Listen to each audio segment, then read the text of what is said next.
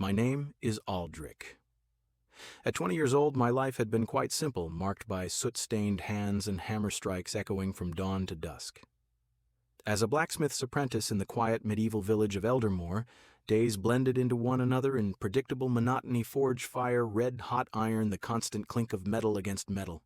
Simple, yet satisfying in a rustic sort of way. But the one thing that made life here truly worthwhile was my friendship with Edric. We'd grown up side by side, shared bruises, secrets, laughter, and mischief. His father had passed long ago, leaving Edric in the care of his mother, the wealthy widow Lady Eleanor. Edric and I might have been from different stations, yet it hardly mattered. Bonds of friendship ignore such trivial details. Spring Festival was fast approaching, and excitement buzzed in the air. Edric had invited me to stay at his estate just outside the village to help prepare, and perhaps more importantly, to enjoy a few days of rest away from the forge. I gratefully accepted, eager to escape my sweat-soaked apprenticeship and experience a bit of leisure. It had been a few years since I had last visited their home. As we rode along the dirt road lined with wildflowers and young green trees budding with life, Edric chatted happily about upcoming festival preparations. But my thoughts wandered to Lady Eleanor. I remembered her vaguely as a kind presence, a quiet, gentle woman who'd always welcomed me warmly. Yet my memories were blurred by youth. Would she be the same woman I remembered from my boyhood days? The sun had begun its slow descent toward evening when we arrived. The manor stood serene and elegant amid blooming gardens, ivy climbing its stone walls like delicate lace. Edric jumped down, first greeting the servants who hurried out to take our horses. I followed suit, breathing in the clean scent of lilac drifting through the air. Edric's voice echoed cheerfully into the house. "Mother, we're here." I stood awkwardly at the entrance, shifting my weight from foot to foot, suddenly self-conscious about my dusty boots and patched tunic. The estate was peaceful, filled with the soft hum of bees and the distant chirping of sparrows. Everything here spoke of refined comfort so different from my smoky smithy. Then I heard her footsteps, a soft, steady rhythm on polished wooden floors, and felt my pulse quicken inexplicably. Lady Eleanor stepped into view, and for an instant my breath caught sharply in my throat. She was breathtaking. Gone was the vague maternal figure of my memories. Eleanor stood poised on the staircase, her figure lithe beneath a deep emerald gown richly embroidered in silver threads. Her dark hair cascaded elegantly around her shoulders, framing a face sculpted by quiet dignity and a kind of effortless beauty that needed no embellishment. Her eyes, deep blue like midnight lakes, met mine directly, and I felt my cheeks grow uncomfortably warm. Eleanor smiled softly, gently, yet there was something within her gaze, a curious intensity that sent a sudden flutter through my chest. "You must be Aldrich," she said smoothly, her voice warm and inviting. "It's been so long, hasn't it? You've grown remarkably." My throat felt dry. I managed an awkward bow, stumbling slightly over my words. "Lady Eleanor, yes indeed. It's good to see you again." Edric laughed playfully, smacking my shoulder, oblivious to the strange tension I felt twisting inside. "Relax, Aldrich. You're practically family here. Right, Mother?" Her eyes lingered on mine a heartbeat longer than was necessary. "Of course," she agreed gently, a soft amusement playing around her lips. "You are always welcome in our home." I mumbled my thanks and looked away quickly, pretending a sudden interest in the polished wooden floorboards beneath my feet. Edric led me upstairs, enthusiastically describing the festivities planned for the following days. Yet, despite his cheerful voice and vivid tales, I found my thoughts constantly drifting back to Eleanor. Her eyes, her voice, the curve of her smile. Each thought made me uncomfortable, yet intrigued. It felt wrong somehow to even consider her beauty so deeply, yet my mind stubbornly refused to let go. Later that evening, the three of us dined in the spacious dining room, candles casting flickering shadows across tapestries and ornate furniture. Eleanor sat across from me, calmly conversing about village matters and local politics with an eloquence I rarely heard among the villagers. As she spoke, my eyes kept finding her, captivated by her elegant gestures and calm authority. "Aldrich," she said, suddenly turning to me with an unexpectedly direct gaze, "Edric mentioned your skill at the forge. He tells me you've become quite gifted." Heat rushed to my face once again, though I struggled to maintain composure. "I do my best, my lady. Master Baldwin is patient enough to teach me well." She tilted her head thoughtfully, eyes sparkling with interest. "Perhaps you'll craft something special for the festival. Something truly memorable." Her suggestion was casual, yet something in the timbre of her voice, a quiet undercurrent, sent my pulse racing. I nodded hastily. "Yes, of course. I'd be honored." Our eyes lingered once more, just a heartbeat too long. Eleanor glanced away, first her lips tugging upwards in a faint, mysterious smile. That night, unable to sleep, I paced restlessly in the guest chamber, the image of Eleanor. Her quiet dignity, her mature yet ageless beauty haunted my mind. I shook my head sharply, angry at my foolish thoughts. She was Edric's mother, a respected woman of the village, utterly beyond my reach and undeserving of such inappropriate consideration. Yet even as I berated myself, something stirred within me, a whisper of longing that refused to die. Standing by the open window, breathing in the cool, fragrant night air, I stared out over the moonlit gardens below, their tranquility only amplifying my own unrest. A sudden motion caught my eye. Eleanor stood silently at the garden's edge, her slender figure bathed in silver moonlight. She seemed deep in thought, her eyes fixed on the distant horizon. Her expression was serene, yet tinged with melancholy vulnerability flickering across her elegant features. It was a sight both fascinating and achingly intimate. I pulled back instinctively, heart hammering in my chest. She hadn't noticed me, couldn't possibly, but in that moment a strange realization crept into my mind. I was already dangerously drawn to her, like a moth fluttering helplessly toward the flame, fully aware of its heat, yet unable to turn away. And even as I told myself to be cautious, deep down, I knew, with stark clarity, it was already too late. Edric had become increasingly busy in the following days, swept up in festival preparations. He would rise early and disappear into the village, returning only after dusk, covered in sweat, and dust full of stories about townsfolk market stalls and the excitement that stirred among our neighbors. I found myself often left alone at the manor, accompanied solely by Eleanor. At first the encounters between Eleanor and myself were brief and cordial. A passing smile, a polite nod as she moved gracefully from one room to another. But soon, those fleeting interactions stretched gradually longer, becoming deeper and warmer. Eleanor showed genuine curiosity, asking me about my family, my ambitions, my apprenticeship. She listened intently, her sapphire eyes fixed upon mine, drawing from me details I had rarely shared with anyone else. I found myself increasingly drawn to her, not just to her physical beauty, but to her wit, intelligence, and gentle kindness. Her presence became intoxicating. Every glance she sent my way seemed heavy with hidden meaning, each gentle touch accidental yet electrifying. One sunny afternoon, while Edric was away arranging decorations for the coming festival, Eleanor and I sat together in the airy drawing room, sunlight streaming through tall windows, illuminating the polished wooden floors and embroidered tapestries. She worked at her embroidery, her fingers elegantly guiding the needle and thread, while I fumbled awkwardly with a piece of carved wood I was attempting to fashion into a festival ornament. "You have a craftsman's touch," Eleanor remarked softly, eyes flicking upward to catch mine, lips curled faintly into an approving smile. "There is artistry in your hands." Warmth spread across my cheeks, and I quickly averted my gaze. "Thank you, my lady," I murmured, "though it's nothing compared to your needlework." She chuckled, a gentle, melodious sound that made my heart quicken inexplicably. "You're modest, Aldrich. Too modest, perhaps. You shouldn't underestimate yourself." I glanced up, startled at her intensity. Her eyes, piercing yet tender, seemed to see straight through me, stripping away every layer of feigned confidence and pretense. My throat tightened, and words fled my mind. I could only nod dumbly, heart hammering so loudly I feared she could hear it across the room. Days continued this way, each moment intensifying the unspoken connection between us. Eleanor's gazes lingered longer, grew warmer, and carried unspoken questions, while my restraint weakened further with every shared smile and quiet laugh. Then late one evening, my sleep evaded me once again. The restlessness gnawed deep into my chest, urging me from my bed. I silently descended the manor's staircase, moving softly toward the kitchen in search of water to calm my nerves.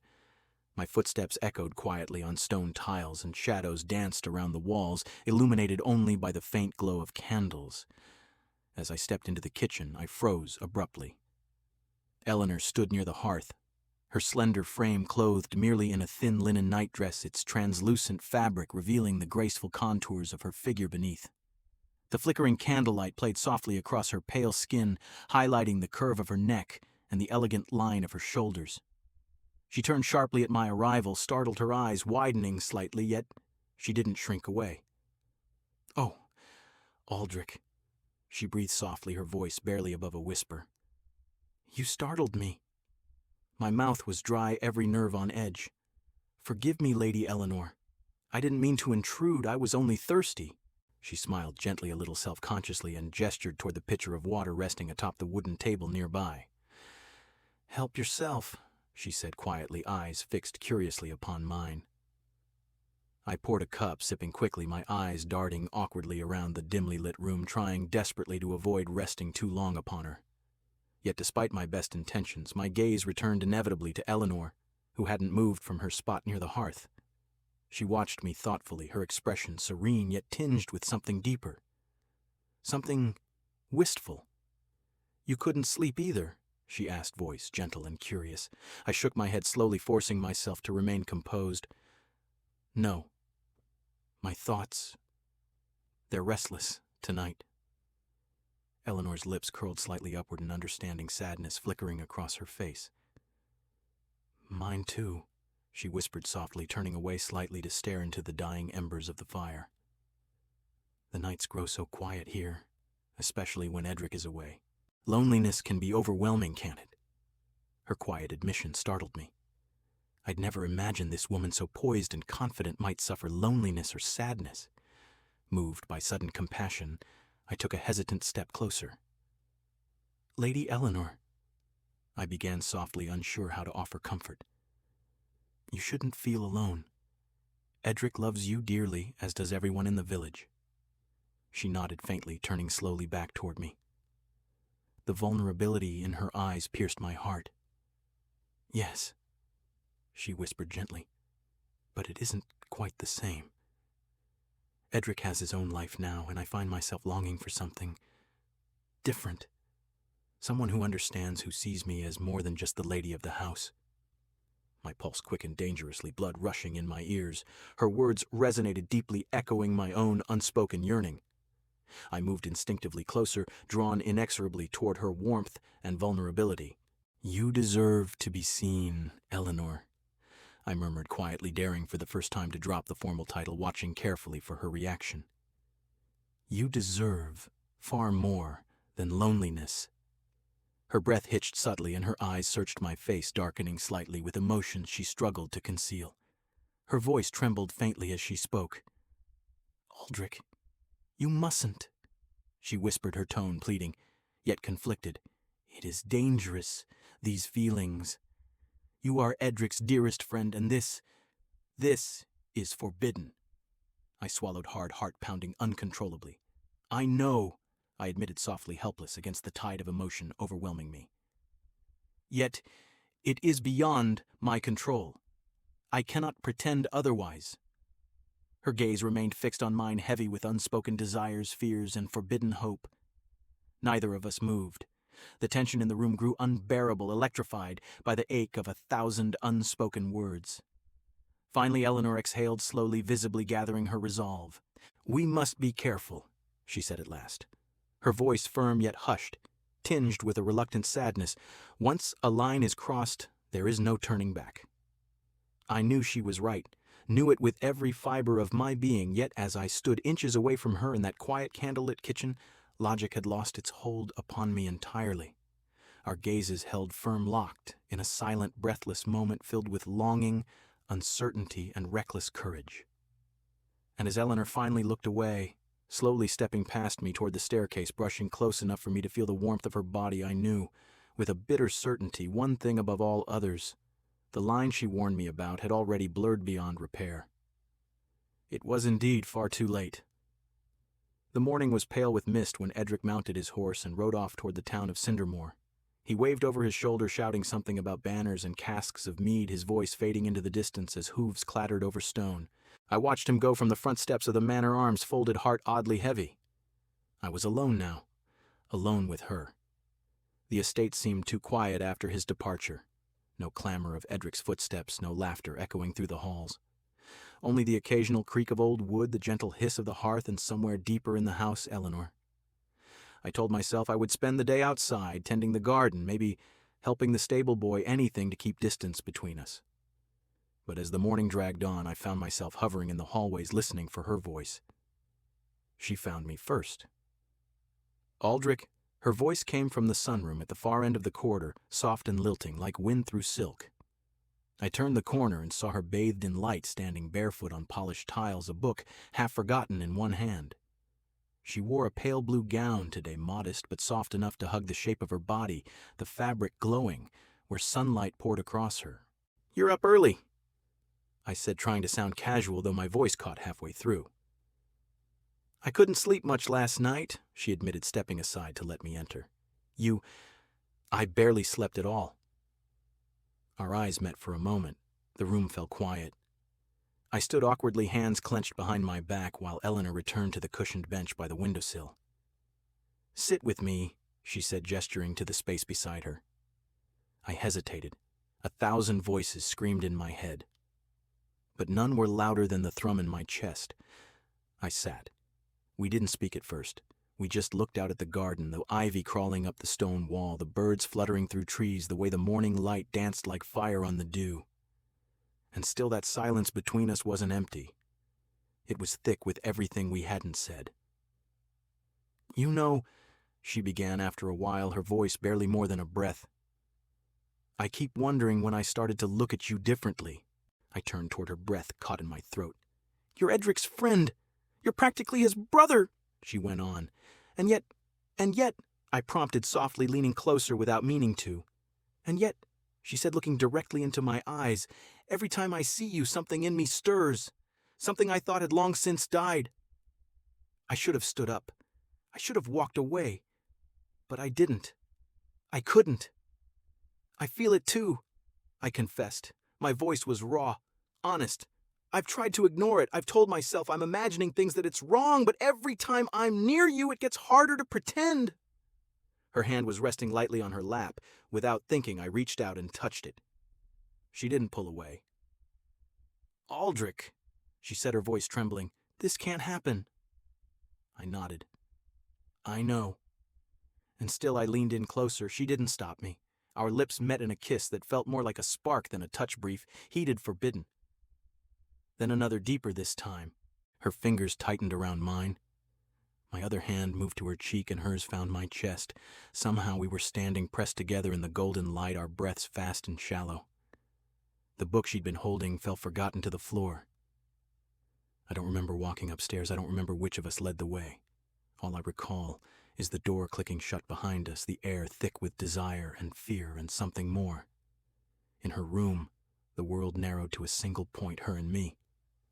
Her breath warm against my neck, the feel of her hands in my hair, the tremble in her voice when she whispered my name. "Aldrich."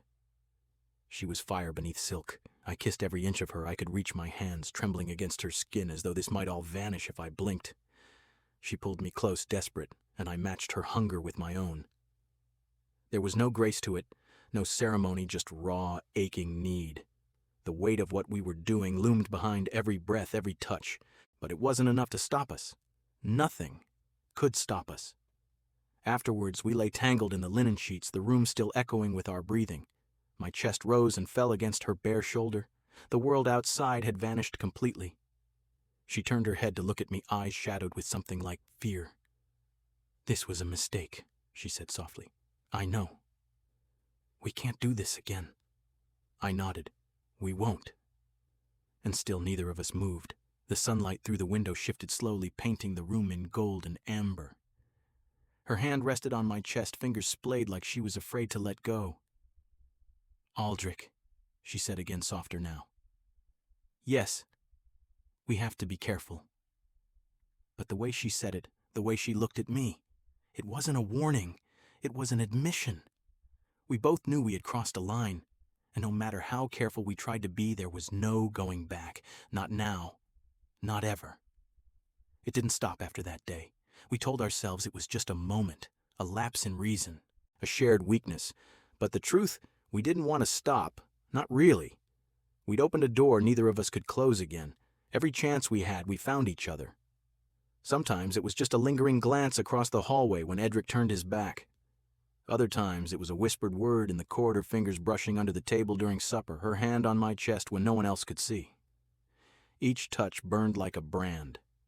Every moment stolen in secret made the hunger between us worse. Late at night, when the manor went quiet, I would sneak from my room and find hers already cracked open. Always waiting. Always wanting. The air in her chamber was thick with warmth and shadows, the sheets still holding the shape of her body. And when I laid beside her, the rest of the world melted away. It didn't matter that it was wrong. It didn't matter that it was madness. What mattered was the way she looked at me as if she'd been starving and finally found breath.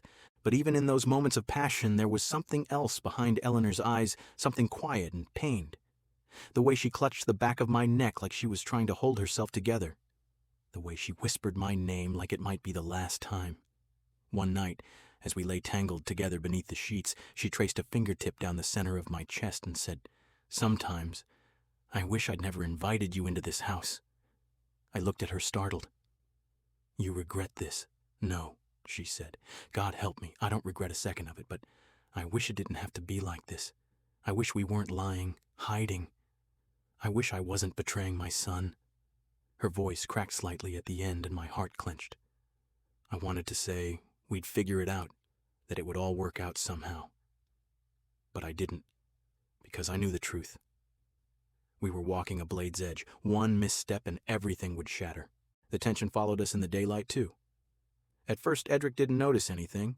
He was too caught up in preparations for the festival running between the village and the estate. But little by little, he started to sense something. He caught me once in the corridor, just as I was stepping away from Eleanor's door. She had only opened it a crack, and I had leaned in to murmur something, nothing more than a good night, but we both knew it had lingered too long. Edric's brows furrowed as he glanced between us. "What were you two whispering about?" I forced a laugh too quick, too light. She was reminding me to wake early for the wreath gathering tomorrow. He nodded slowly, not quite buying it. But he didn't press. Not yet. From that point on, he watched us more closely. His eyes tracked me across the room. When Eleanor spoke to me, he noticed how long I held her gaze. When she poured my wine before his at dinner, his mouth tightened just a little. He didn't say anything directly. Not at first, but I could feel the pressure mounting. And so could Eleanor. She grew more distant during the day, more cautious in her movements. Her smiles faded faster, her laughter more forced. And at night, after we had finished making love and lay in silence, she would stare at the ceiling, her fingers clutching the sheets, whispering, "This can't go on." But even as she said the words, her body curled toward mine. Her lips still found my skin. Her voice still shook when she said my name. It was killing us slowly. The guilt ate at me from both ends. I could barely look Edric in the eyes anymore. Every joke we shared, every story we swapped, every memory we relived from our childhood was laced with poison now. I was lying to him every day, and worse, I was lying with his mother every night. I caught myself pulling away, becoming colder, more reserved. I told myself it was for his sake, that I was trying to undo the damage quietly. But Eleanor noticed. "You're slipping away from me," she whispered one night, curled in my arms. "I don't know who I am anymore," I admitted. "I don't know how to be with you without hurting him." Her eyes shimmered with unshed tears. "We were both lonely, Aldrich. We didn't mean to find this. But now that I have you, I can't lose you." I kissed her softly. And that kiss led to another. And just like that, the guilt faded for a moment, replaced by warmth, by ache, by everything I wasn't supposed to feel. It happened on a late afternoon, thick with summer heat. The kind of day where the sun hangs heavy in the sky and everything feels slow, hazy, like the world itself is holding its breath. Edric had returned earlier than expected. He wasn't supposed to be back until nightfall. Eleanor and I had thought we had time, just a few hours. Just one more moment. I had gone to her room after lunch. The house was quiet, the servants off tending to the orchard, and we thought we were alone. Her door had been unlocked. It was stupid, reckless. But we'd let our guard down. Maybe some part of us had grown used to the risk like walking a ledge so long you forget there's no safety net. We were on her bed, still tangled in each other's arms when we heard it, the unmistakable creak of the front door opening downstairs. Eleanor froze. "Aldrich," she whispered voice, barely more than a breath. Her fingers clutched the sheet to her chest. "He's home." I bolted upright, heart hammering like a war drum. Footsteps echoed in the hallway, getting closer. I barely managed to pull on my shirt when the door swung open. Edric stood in the doorway. At first his face held nothing but confusion. Then his gaze shifted to me, half-dressed, standing beside his mother's bed. To Eleanor, her hair tousled, her robe clutched tight around her. The truth struck him like a lightning bolt. His mouth opened. Then came silence. It was the worst kind, that endless, pulsing, raw kind of silence that screamed louder than any words ever could. He looked between us again, and the disbelief turned into something darker. His eyes went wide with shock, then narrowed with fury. "You," he said. His voice was low, not a shout, but sharper, more dangerous. "You, my best friend." "Edric, please." I stepped forward, but he raised a hand to stop me. Don't speak to me." His voice cracked. "How long has this been going on?" I opened my mouth, trying to form an answer, a confession, a plea, but nothing came. Eleanor stood trying to speak, but he cut her off. "You've been lying to me." His eyes burned with betrayal as they locked on mine. "I trusted you more than anyone. You said we were like brothers. And you..." He turned to Eleanor, his voice breaking. "You're my mother, and you let this happen." Eleanor's face crumbled. "Edric, I didn't mean to hurt you. We never meant for this to happen." And he laughed short, bitter, hollow. "Never meant for it. How many nights did you lie to my face? How many times did you sneak around behind my back? Was there ever a time when either of you thought about me?" "I did," I said quietly. "I think about it every day. I hate myself for what I've done to you." His fists clenched. "Not enough to stop." The room felt smaller, hotter. Eleanor stepped forward, trembling, reaching for her son. "Please, don't let this destroy everything. We can..." "No," Edric hissed, stepping back. "There's no we anymore. Not between us. Not between any of us." He stared at me, eyes full of heartbreak and rage. "You're dead to me, Aldrich." I opened my mouth to speak, but he was already walking away. Shoulders, rigid, footsteps thudding down the stairs like war drums.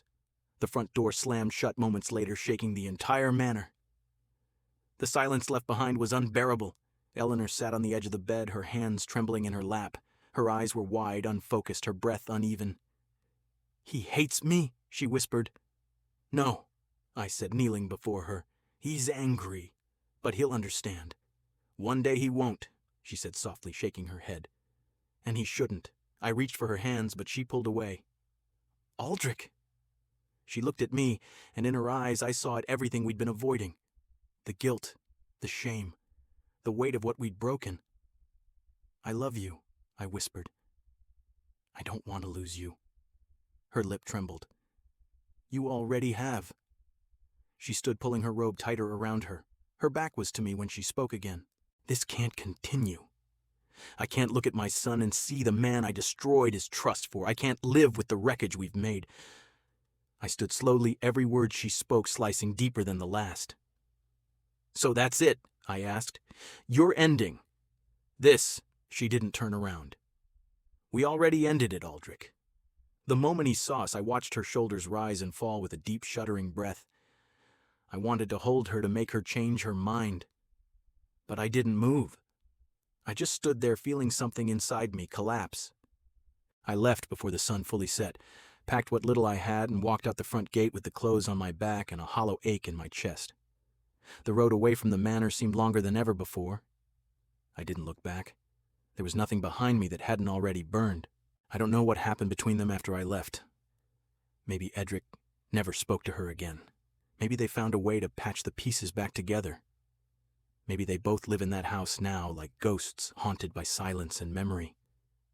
As for me, I returned to the forge, picked up the hammer again, let the fire blister my palms, and tried to sweat the guilt from my bones. But no matter how many hours I spent at the anvil, nothing dulled what I'd done. Nothing erased the look on Edric's face when he saw us. Nothing could unmake that moment. I betrayed my best friend. I broke a bond older than reason, and I lost her. Eleanor. Sometimes late at night I still see her hair loose around her shoulders, eyes full of fire and regret. I still hear her voice telling me we had to be careful. And I still remember how neither of us listened. We were too far gone. And now, all that's left is silence. A silence I'll carry with me for the rest of my life. But Edric wasn't a fool. He wasn't the wide-eyed boy I'd once chased through wheat fields. He was a man now, clever, observant, and no longer so easy to deceive. And the more we tried to hide it, the more obvious it became. The more paranoid we grew, the more careless we became in our anxiety. I knew we were running out of time. The walls were closing in. We were a secret on the verge of being exposed, and the closer that moment came, the more desperately I clung to her, because even if it all came crashing down, I knew I wouldn't walk away willingly. Not from her. Not from Eleanor.